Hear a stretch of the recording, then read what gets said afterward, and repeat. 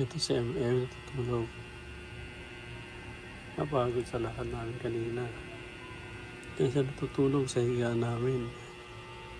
Lagi ko yung kasama kahit saan. 8 taon na rin siya, Panginoon. Maraming salamat.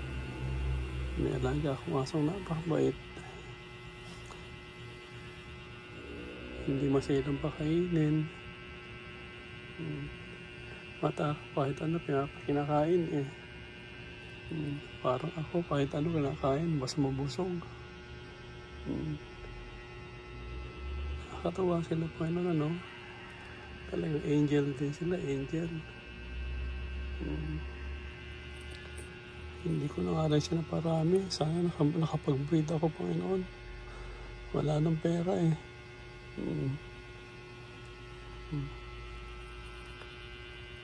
8 taon na siya, next year. Mag-9 years old na rin siya. Ayaw niya matulog doon sa kulungan niya. Gusto niya matulog dyan. Mamaya pag nagising yan, maungulit na yan. Maglalaro. Tapos pag nakita ko kumakain, kakain yan. Hindi niya kakulit din yan eh.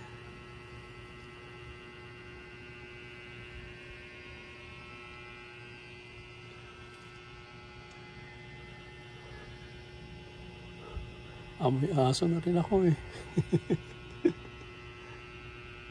Bali mo, wala naman siya amoy.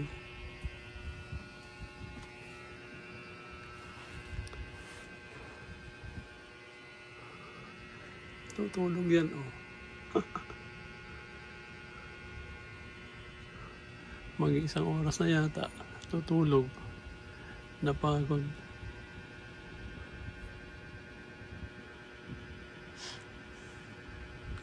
Takot na takot sa kulog. Tapos galit na galit sa asong malalaki, pati sa pusa, galit. Tapos pag may marinig na ingay dito sa bodega, gagalit. Nakakatuwa naman.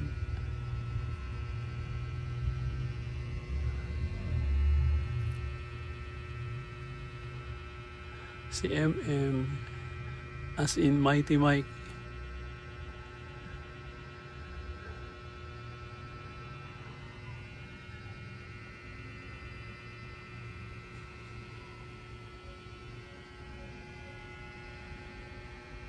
Sana humaba pa ang buhay ni MM.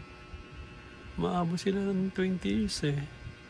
Sana eh maalagaan ko ng maigi sa mga kakainin niyang pagkain sa mga susunod na panahon.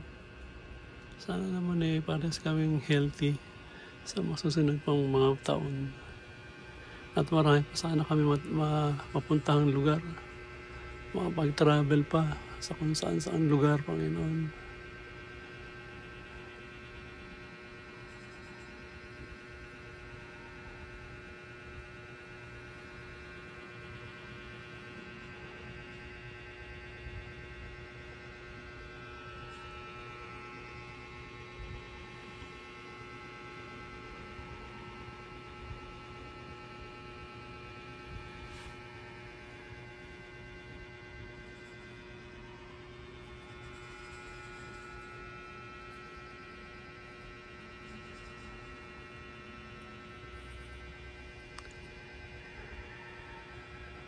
This is truly a precious moment.